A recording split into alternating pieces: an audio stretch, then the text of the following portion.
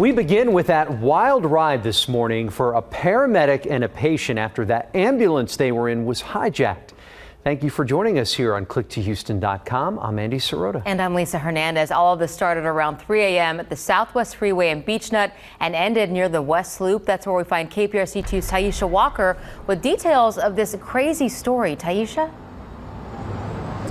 Lisa, Houston police and firefighters worked together and quickly this morning to stop a man who was taking off in a stolen ambulance for a joyride with an EMT worker and a patient inside.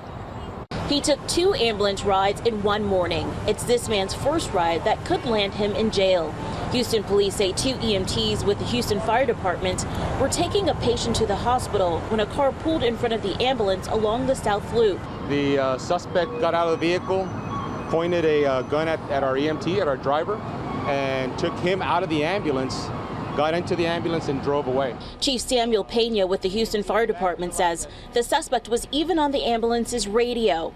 The veteran EMT and patient were along for a traumatizing ride. The EMT in the back realized that something was off. They were not headed in the right direction.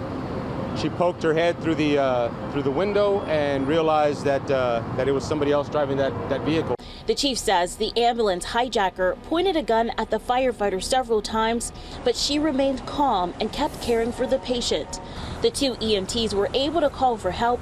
Both dispatchers and police tracked the stolen ambulance until it came to a stop on the Southwest Freeway near 610.